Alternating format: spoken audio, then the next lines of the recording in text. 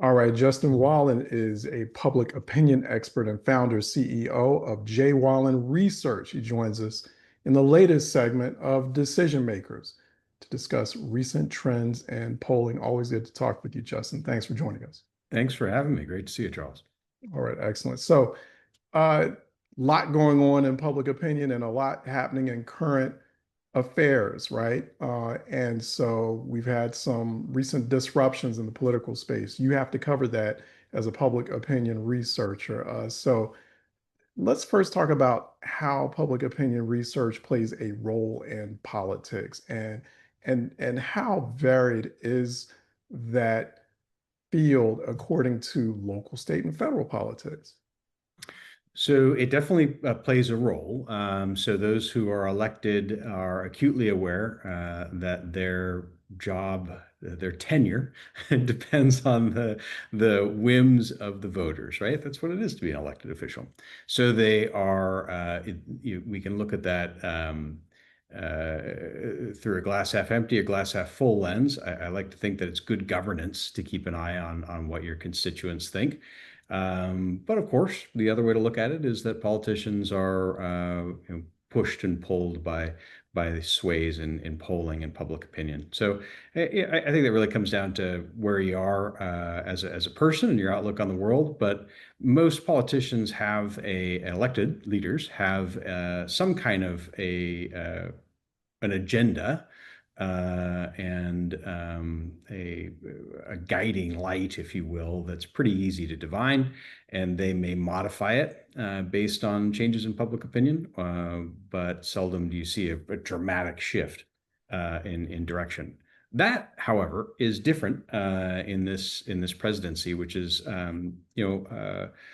politicians on the right-hand side of the aisle, on the Republican side of the aisle, really are walking largely in lockstep with President Trump. So you see them say and do things that are different than what they've said and done in the past. And I'm not going to use specific examples. The intent is not to throw anyone under the bus, but there's a great deal of allegiance policy-wise with the directions that the president takes that is, I think, is quite unusual and unprecedented for decades. Hmm. And so, we're looking at a lot of intense political polarization, right? You kind of hinted at that in your assessment of what's happening right now in the political landscape. Republican, rank and file Republican allegiance to the current administration. And then we have this very polarized environment. How's that affecting the public opinion marketplace, especially over the last 5 to 10 years? So there are there's that term, the silent majority. Remember that that term a gazillion years ago? Right, right, It exists.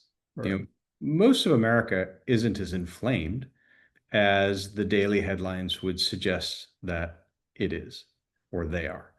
I make a living talking to people, which really is listening to people, not so much talking to them. And throughout the nation, throughout the world, really, but let's focus on the U.S. And most people, whether they view themselves as conservative or progressive, are exhausted with the tenor of political conversation. And they do not necessarily see it as being driven by one side or the other. They see it being driven by both sides. And they've had enough. This is combined with a complete crumbling of faith and trust, not only in most large institutions, but institutions that previously were turned to give objective perspectives, trusted perspectives. And by that, I mean a lot of media outlets, whether they're national or statewide. These media outlets are suffering a crisis of confidence. And you can see that in well, there's a lot of different reasons why there's drop-offs in viewership in traditional media. It's not just this trust issue, but it's a significant issue. And it is very closely tied to the polarization and heightened rhetoric within our political realm, especially at the federal level, but it's definitely at the state level as well. And in some cases, it's down at the local level. It's a real problem for Americans who feel disaffected and distanced from their elected leaders and from those who report on their elected leaders and those things, those institutions and people that impact everyday people's lives. That is a massive shift over the past 10 years. In terms of my profession, it hasn't impacted my ability to collect opinions in a credible and accurate fashion. People are still willing to share their opinions. I don't know about hyper political polling. I do some stuff in IE work, but full disclosure, I don't work for presidential campaigns. I'm typically not the pollster on record for congressional or Senate campaigns. I do IE work, which is behind the scenes stuff, but I'm typically not that person because I'm not ideological, right? And Mhm. you have to be very closely aligned with one party or the other to make a living in that space. So I don't know if there's challenges in that space. I haven't seen them in my IE work, but crisis of confidence, crisis of trust in America, absolutely. It's enormous and it's bifurcated. No one party owns it. Mm. That crisis in confidence, I'm real curious about this. Does it match a desire to vote? I'm just real curious about that. I mean, that same energy of disaffection, as you were calling it, does it translate into people wanting to vote or thinking that their vote counts or their vote can change it?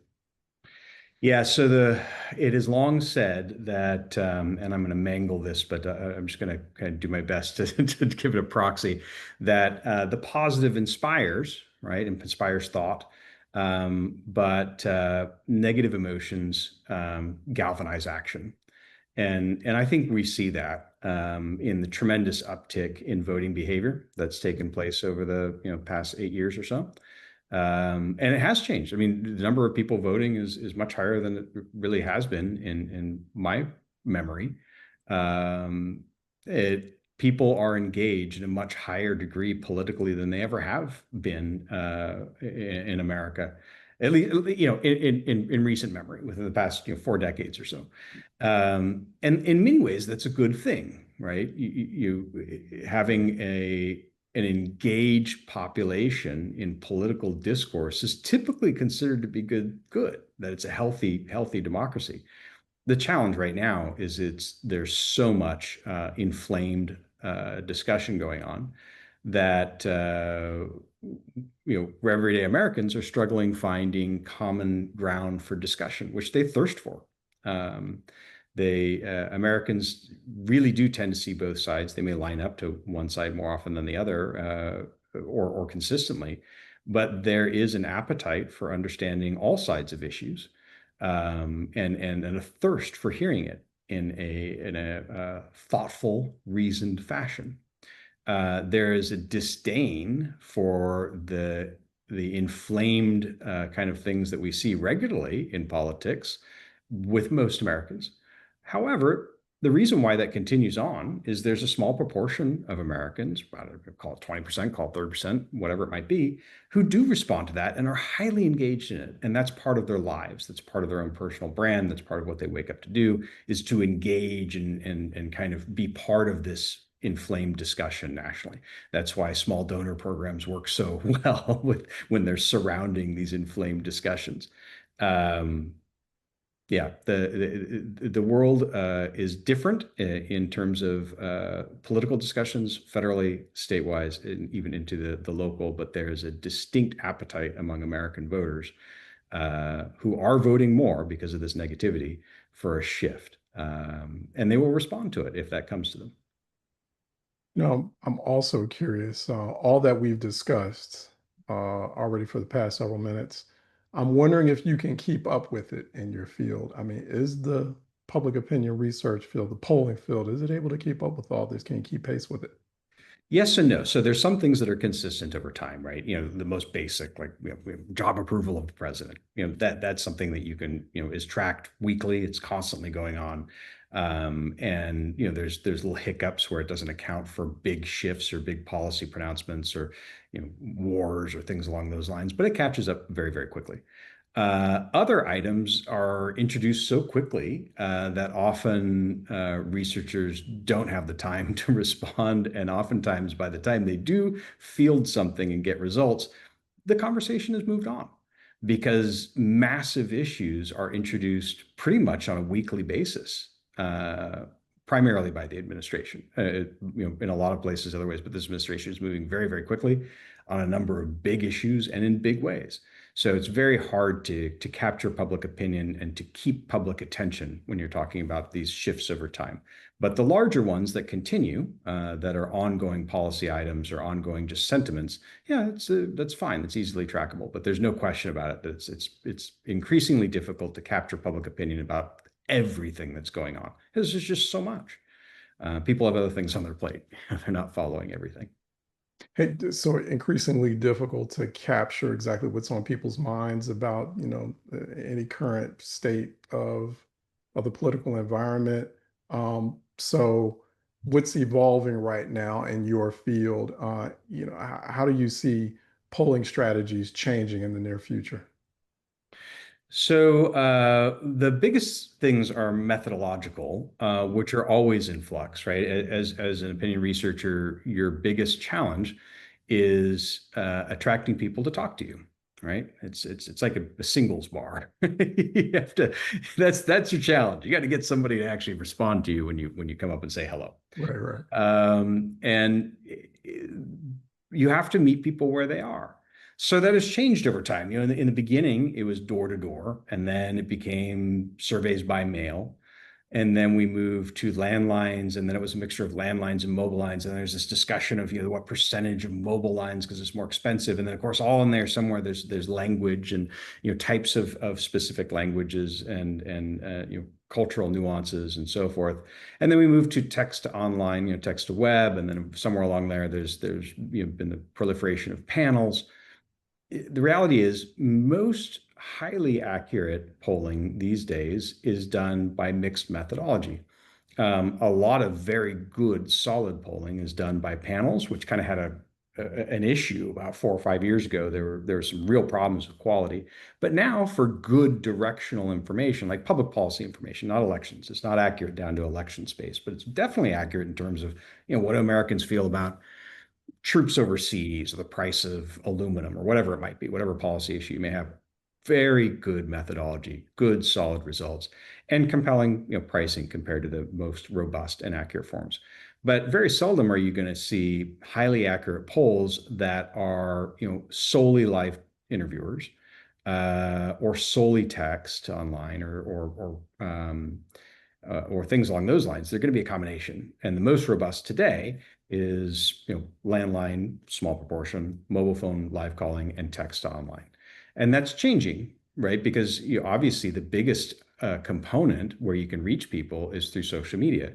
And that is being utilized. I use it now but the biggest problem with it is one, tracking back to the voter file, which actually is pretty easily resolved now.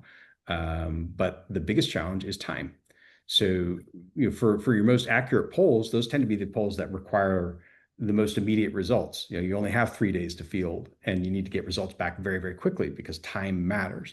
When you're polling with social media, it usually takes a couple of weeks to really go through the full mechanisms and really get responses. The other challenge there is always, a lot of pollsters, when new methodology comes out, go all in on it. Say, I'm not going to do mixed methodology. Everyone's on social media. I'm just going to do everything in social media, or everyone's going to do text online. And you get a lot of error when people jump in and go with those full one type only because you're excluding massive quantities of people. It's easy to say everyone's on Facebook, but they're not. It's like 35% of Americans, interact with Facebook regularly. That's nowhere near the number of Americans who have active mobile numbers, right?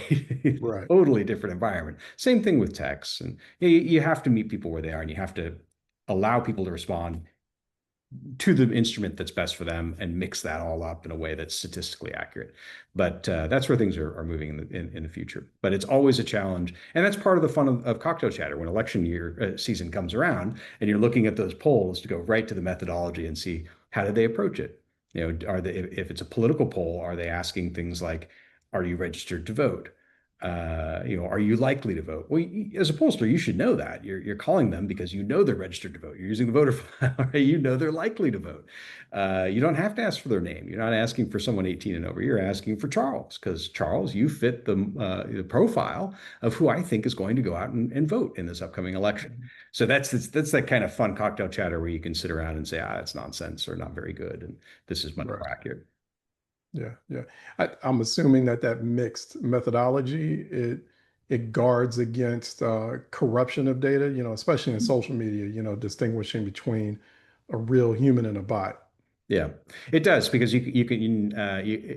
there's some sausage making in between, but you can Mhm. tie a personality, one that is where someone has professed themselves to be a particular person, back to a voter file, and you can do verification of other features of that person to make sure that they actually are who they say they are. Mhm. It's if done right, and that's one of the reasons why it takes time, it's as credible as, you know, calling someone on their mobile phone and they're that voter and confirming that they're actually that voter. So there's always a little bit of slippage, a little bit of fraud or misinformation or whatever you want to call it, but it's small enough that it doesn't affect the accuracy of the results. Mhm. Still, isn't polling in some way shaping public opinion rather than just measuring it? Sometimes people have accused polling of doing that, like certain segments of the population won't make a decision until they see a poll, until they see, okay, well, what are my peers are thinking, or until they see, is my candidate ahead or not?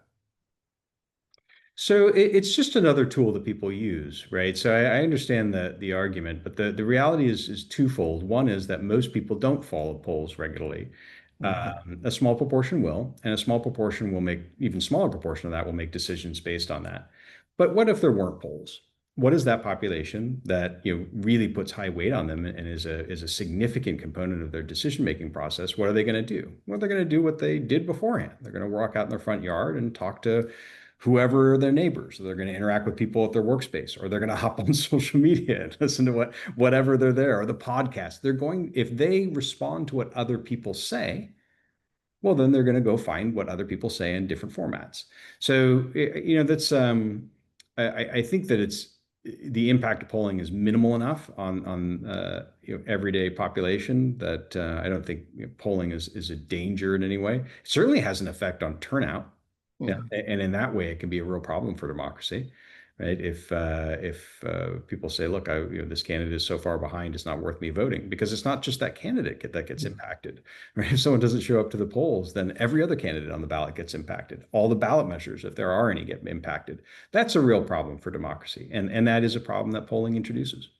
Mhm. So you got AI and big tech, ubiquitous now. Everyone's talking about AI growing, an inch every second of the day, right? And it's able, these mechanisms like AI, the different technologies that this industry creates, it analyzes real time sentiment from millions and millions of posts on social media, or how people with their create the content that they're creating online, or what they're saying to each other through emails, et cetera. So if you were to think about it, what unique value does traditional polling add, that's different from these industries? I mean, do you worry about that one day, your industry becoming obsolete, right?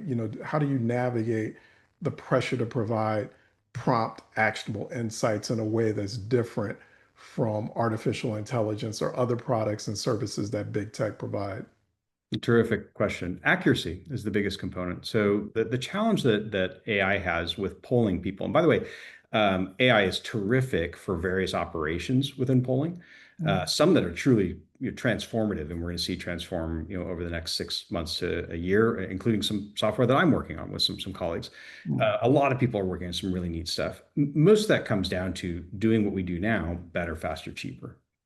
Just like any good tool, right? If you have a good hammer, it's going to work better than your old hammer if it's constructed correctly for your particular item. That's what AI does. Now, in terms of what you described, AI assessing large quantities of data that's currently being put out by Americans and frankly by everyone worldwide. The challenge with that is the same challenge that was with social listening, which is we've had for many years, right? This is just more capable of assessing large formats or large quantities of social listening, and to tie together disparate kind of social groups. The challenge is that not everyone's on social media. Like I mentioned earlier, some around 35% of Americans regularly make posts on Facebook. Then you've got a smaller proportion that does that on Instagram, even smaller proportion that does that on Twitter, really small proportion that does that on Reddit. For example, and what you have is AI regressing against the mean within these very small environments. Yeah, they're big environments, but in terms of everybody, which is what polling does, right? It's mimicking a large universe. It doesn't work. It can be directional. It can let you know when there's something that you may want to actually spend some money on and research in. That's really useful. But AI tracking sentiment among social media is very good about tracking sentiment about social media. That's by no means tracking sentiment against the greater population or other specific forms of populations, types of populations, whether it's age groups or industry job types or race, ethnicity, whatever it might be. It's only getting a fraction of that. Which is one of the limitations of AI, just like what is fed into AI. And there's you hear people talking about how Reddit is now this really kind of jewel because it's got so much content of people engaging with each other. The problem with that is if you're teaching LMM, if you're teaching one of these large models that based on Reddit, it's a really small proportion of people who are messing around on Reddit, and you're teaching it to think and behave like a Redditor. And if that's what you want, Right. bravo. But that's the universe in which you live.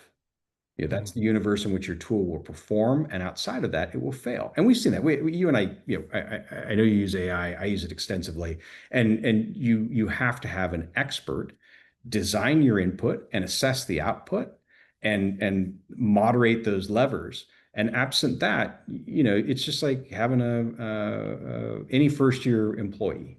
They're gonna screw up, and you don't want to take that straight to your client. Yeah. Yeah. All right, that wraps this session of Decision Makers. Thanks as always for your time, Justin. Justin Wallin of J. Wallin Opinion Research. I'm Charles Ellison, your executive producer and host. A round of gratitude for our partner, the Civic Literacy and Media Influence Institute at Learn for Life, for making this possible, of course. Diane Ellison is executive producer, Raven Robinson, senior producer. Until then, you can find this episode and others at thebnote.com. Please subscribe there. We'll see you next time.